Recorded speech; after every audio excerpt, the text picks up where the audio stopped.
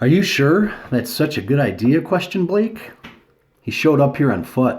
That means his group is close by." "Anyone holed up within a mile of us is a potential threat," I answered. "I'm not leading you or showing you shit," the kid called out. He then headbutted Blake's already busted open nose, causing the crimson blood to once again flow down his face. He broke free from his grip and began fleeing away with his hand still confined behind his back. Blake was enraged after a second assault and had now endured enough from the brazen goon. The battle rifle that hung suspended on his body by his sling was now positioned in his hands and sighted in on the backside of the 19-year-old runaway. A thundering boom detonated, and the casing of the 5.56 round discharged, flying directly by my face. The hoodlum instantly collapsed into the snow and withered in pain. The bullet went straight through his back and exited out his front side, passing directly through his right lung. He was desperately gasping for air, struggling to breathe as his face was now submerged in snow. "I'm sorry. I had to," Blake said, while looking at me apprehensively. "Never apologize for eliminating someone who has or is willing to cause death or danger to our group, brother," I replied back. "Second chances are few and far between in this new world." The three of us closed in on the fallen and damaged body. He was still alive and suffering. Blake unholstered his sidearm to put the punk out of his misery, but I stopped him. "No need to waste a bullet. We need to save every round we can. There's no telling what our future holds," I said. I pulled my United States Marine Corps 7-inch fixed-blade K-bar knife from my sheath, kneeled down, grabbed a handful of his hair to pull his head back, and slit his neck like he was a squealing pig about to be butchered. An eruption of hemoglobin exploded out. The ruby-red waves saturated and splattered onto the pure white snow. I dabbed my fingers into it and rubbed it on my face. Jennifer and Blake were both shocked by my face decorating. "What are you doing?" she asked. "I'm preparing for battle, and I'm wearing my war paint. You're not the only one who gets to wear makeup," I declared. Going to battle with who, they both wondered. "The rest of his group.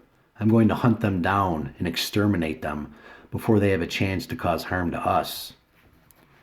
"How do you plan on finding them?" Blake questioned. I pointed to the footprints in the snow and said I'm going to track them and kill them one by one. "I want you two to remove his body and hang it from the tree with the rest of our victims. Get those supplies back home and make sure Jimmy is okay. I'm setting out on foot on a search and destroy mission while I still have plenty of daylight left." By now, I was tired and fed up of always being on the defensive. It was time to be aggressive and go on an offensive assault.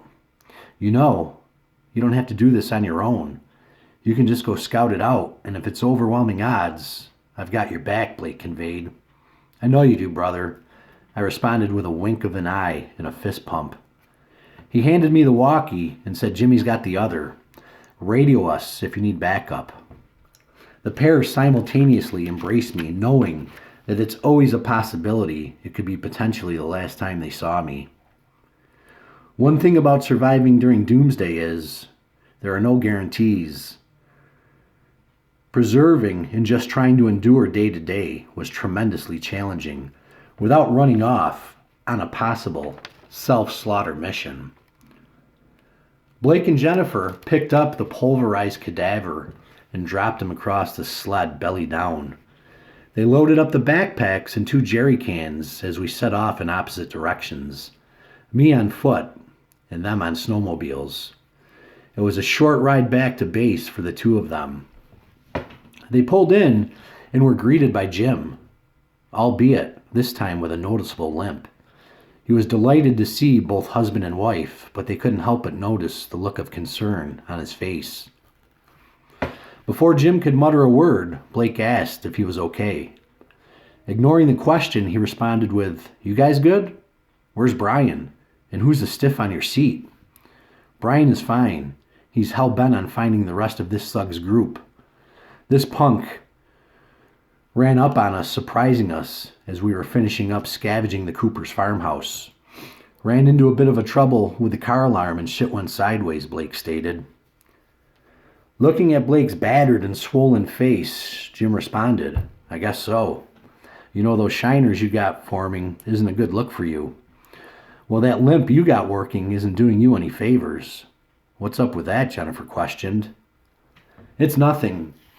Probably from all the digging I've been doing, Jim answered. Upon closer inspection, she noticed a blood stain saturating through his jeans, right about in the calf area. Please don't bullshit us, Jim. Pull up your pant leg and let's have a look at that leg, she commanded. He was hesitant, but finally obliged. He slowly lifted his right pant leg, grimacing the entire time. Oh my God, Jennifer shrieked. Jim had unveiled a brutal and gruesome dog bite from the vicious attack one day prior. His calf was badly bloodied and severely bruised. The 4 puncture wounds were still discharging a thick, yellowish pus. Jesus, Jim, that doesn't look good at all, Blake called out. Why didn't you say something sooner, he asked. I don't know. I was too concerned with laying Jody to rest. I knew I'd been bit, but hoped it was just something minor. It's not minor. In fact, it looks infected, Jennifer uttered with extreme worry in her voice. The thought of him contracting rabies immediately crossed her mind. If that was the case, it would be an absolute death sentence for Jim. The virus would spread by way of nerve cells to the brain. Once there, the virus would multiply rapidly. The activity would cause severe inflammation of the brain and spinal cord, after which he'd deteriorate rapidly and die. With no vaccine readily available in a world gone mad, rabies would take Jim from us within a week. It would be imperative to be on the lookout for the initial symptoms, which was typically similar to the flu, including weakness, discomfort, headaches, and a fever. Then a prickling or intense itching sensation at the site of the bite. These symptoms could last for days before progressing to cerebral dysfunction, anxiety, confusion, and finally, wild agitation and hallucinations. Come on, let's get you inside and get that wound cleaned up, Jennifer said. While she tended to Jim's injury, Blake unloaded the additional haul the pair had acquired.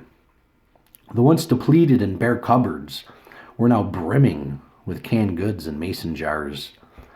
It was a welcome sight after experiencing days of rationing and empty stomachs. Jennifer had finally stopped the wound from bleeding by applying direct pressure with a clean washcloth, while Jim bit his bottom lip to hold in the various grunts of displeasure. Next, she dipped another washcloth into a bucket of warm water that sat next to the fireplace, cleaning the area with soap. After she was satisfied with her disinfecting duty, she dressed his calf with some antibacterial ointment and a sterile bandage. Can I get you something to eat, she offered. No thanks, I'm too exhausted, Jim answered. Try and get some rest then. Blake and I will take care of things, she said, as she covered his body with a blanket. It had been a long 2 days with no sleep for anybody, and everybody was running on empty. Glancing out from behind the living room curtains, she noticed Blake struggling to hang another body from the tree by himself. She exhaled slightly, grabbed her .22, and headed out to give him a hand. There was never any downtime during Doomsday, she thought to herself. Need some help, she asked. Yes, if you don't mind, her husband replied. I'm going to have to tie the rope under his arms. I'm afraid if I do it around his neck, the weight of his body will cause the head to separate from it. Brian practically beheaded him. There's not much meat holding it in place. Worn out from the events of the past 36 hours, the pair decided to just tie him up around the tree trunk. There, Blake said. They look like ornaments on our Christmas tree of terror, he joked. Whatever helps repel the rug raft, Jennifer answered. While the two of them continued to look after things back at home, I continued my pursuit, heading east towards the other end of the street. There was only one set of footprints in the snow, which meant he was most likely by himself. 5 houses sat between me and the next road and possible locations this group could be holed up at. I'd have to check each one thoroughly for signs of occupancy and danger. I would have preferred to travel along the ridgeline, not making myself such an easy target on the open road, but it would have made the task of seeing the tracks unfeasible. The first house after the Coopers had now come into view. It was a yellow raised ranch with green shutters, a 1-car garage, and a front yard littered in footprints. No vehicle parked outside, buried in snow. I quickly made my way up against the west side of the house, closest to the garage, and stood in silence, listening for any sign of life inside. I nestled there for what felt like an eternity, but in all reality, it was 2 to 3 minutes. The scene was quiet, and my confidence grew. I decided to go around back and try and gain some additional intel. There were no tracks on the other side of the chain-link fence that surrounded the backyard.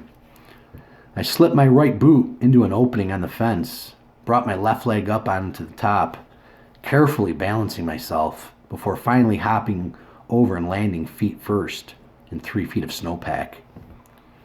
I peeked around the backside, and my eyes were drawn to the snow-covered stairs that led up to the deck of the second story. No evidence of anyone being out here recently, I whispered to myself. There was a back door that most likely led to the garage. Surely it's locked, I thought to myself. To my surprise, the door handle turned easily. I was fully aware someone could be standing on the other side, ready to blow my head off. Exhaling sharply, I gave the door a shove and pressed my back to the wall, out of the line of potential fire. There was no blast, no sound of the pump of a shotgun being racked, just the sweet chirp of a bird resting on a tree branch out back. I poked my head around the door frame, not a whisper of movement from inside the dark and dingy garage. It was pitch black inside, the only light coming from the open door behind me. I breathed in shallowly and was immediately hit with a pungent decay of the odor of death. It didn't take long for me to identify the source of the stench. Scanning the interior of the garage with a light mounted on my battle rifle, I illuminated the exterior of a 4-door Toyota Highlander. Upon closer inspection, a man was sitting behind the wheel of the SUV. Next to him appeared to be an adult woman. I approached the driver's side door, commanding, "Hands where I can see them." The pair didn't move, not a muscle. That's when a familiar odor hit my nose.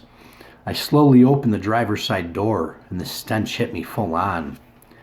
I placed my hand over my nose and mouth. I quickly slammed the door, pulled the garage door release, and manually opened the door. Fresh air and sunshine poured in as I continued to gag, and my eyes watered from the smell. I stepped outside to regain myself, and that's when I noticed a shop vac hose attached to the exhaust pipe, running to the interior of the vehicle.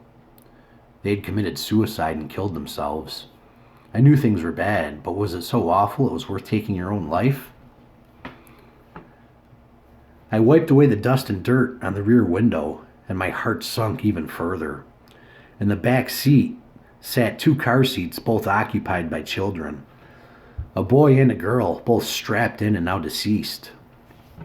A family of 4 dead, parents so distraught and hopeless in this apocalyptic world, they chose to no longer exist in it. The scene of self-poison and despair broke my heart. If only I had visited this house days prior, I may have been able to save them, I thought to myself. I was confident the house sat empty now, but there was only one way to know for sure. I approached the garage door that led into the home with caution. It too was unlocked. I pushed it open and slowly entered with my rifle in the ready position.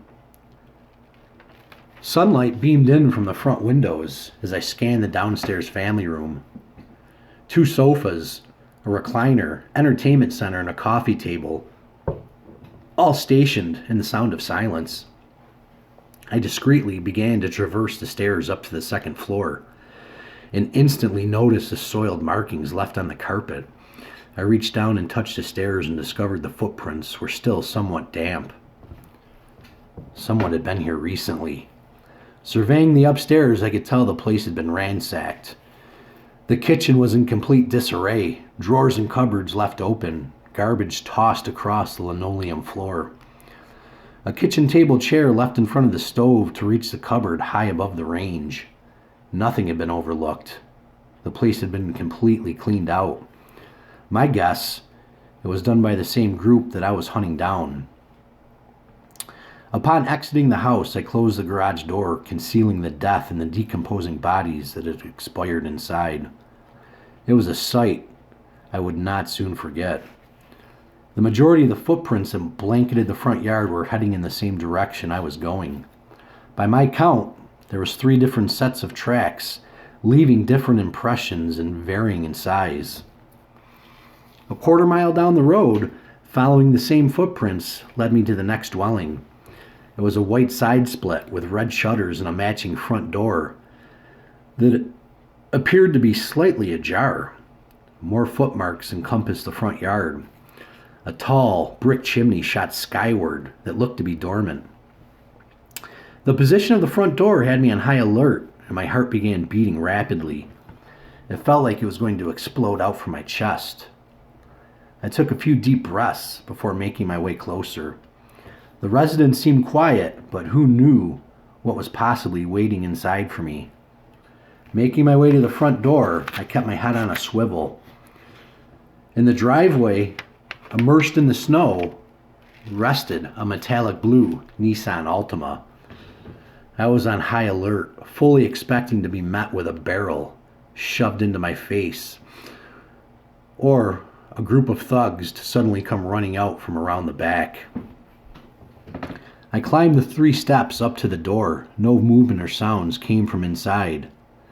I gazed my eyes across the front of the house. The blinds were down. No way to tell if anyone was inside. I quietly pulled the storm door open before slowly pushing the red door all the way open. The barrel of my rifle led the way, and I slipped inside. The place was more of the same. The kitchen had been raided and laid to waste. All of the food had been stripped from the cupboard shelves, with the exception of some gravely rotted bananas that were left on the counter. 2 dead plants lined the kitchen windowsill, having long been deprived of water. Walking by the steps that led upstairs, the stench of death and decay slapped me in the face. No matter how many times I had smelled that foul stench of human bodies decomposing, it was something I'd never get used to. I had to investigate, and I made my way up the stairs, and the repulsive odor grew stronger. Ignoring it, I did a quick scan of the first bedroom. It was clear, no bodies in there. Same story in the next bedroom and in the hall bathroom. Both were empty, and there was nothing worth taking. Finally, I plodded towards the master bedroom. The strength of the smell told me this location would not be empty. Laying in the bed were 2 bloated, rotting corpses. I quickly cleared the master bathroom before returning to the bed of dread. Gagging a bit, I forced my eyes to stay on the bodies. They had been shot and murdered execution style, most likely in their sleep. The blood splatter and devastation to their faces led me to believe the killer hovered right over them within inches while the pair innocently slept. Pools of dried blood and what I could only assume were brain matter covered the pillows. There on the floor lay 2 .45 ACP casings. It was now imperative that I find the cold-blooded assassins and terminate that threat before they stumbled upon my group.